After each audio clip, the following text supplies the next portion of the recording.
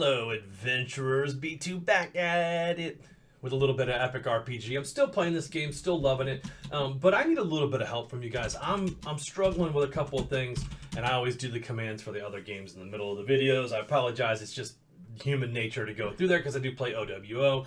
I play Idle Miner on here, and then I do the taco stand. So I do play a couple of games. They're really just passive in between the moves for the epic RPG while I'm waiting for cooldowns. Here's my dilemma. If I look at the top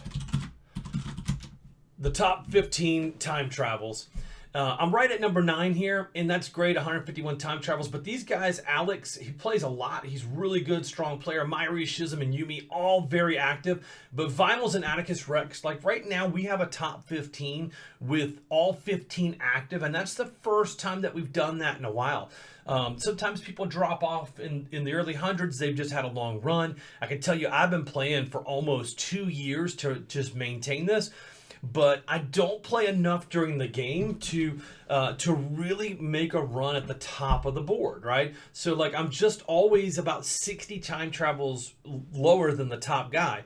But here's where it comes in. The last update had, and let me see if I can go to the announcements and look at the updates on here. So bot updates, let's do that.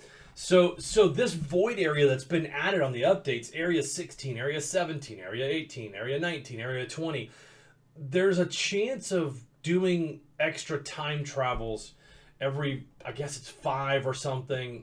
And so the players that have taken the time to work your coolness up have an advantage, right? So I'll show you what I mean by that. If I come back on here and do my old training progress, I'm only at 1562 coolness.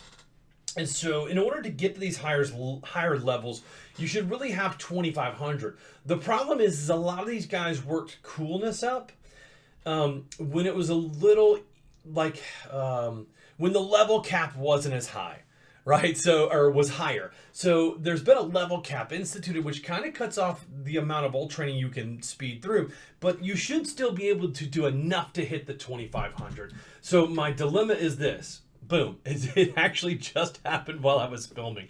I don't play enough to get a ton of Omega loot box drops. So if you're active and you're playing every single day, you could probably get about 5 or 6 Omega drops in a daytime. So Kit, who is my partner, plays like literally he goes to school online and he's sitting at his computer playing like 8 to 10 hours a day and has that option because he's literally already in front of his computer.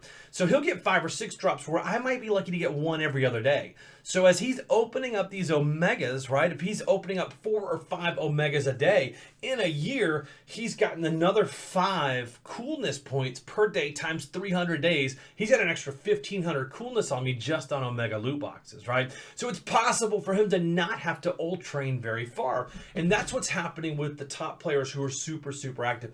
I'm lucky to get 30 active minutes a day. Usually those are split between running dungeons and then, you know, so if I get up at 6 a.m., I do a dungeon, I can do another dungeon at 2 p.m. and then another dungeon at 10 p.m. to get 3 a day. That's if I'm available to, right? If I'm not looking for a partner and if I don't go to sleep a little bit early because I'm an old man, and if I get up at 5:45, which is typically my time that my body just wakes up on its own, then you see the problem is that I'm just not going to be able to get, so let's say I average 2.5 dungeons a day, and then on the weekends, I can somehow manage to get 3 to 4 a day.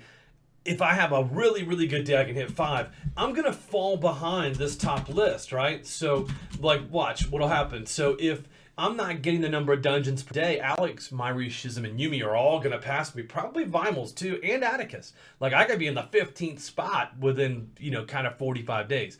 I also go hiking on the weekends and take long hikes. I'm out of phone reception, so I'm going to struggle on here. So here's where I need your help.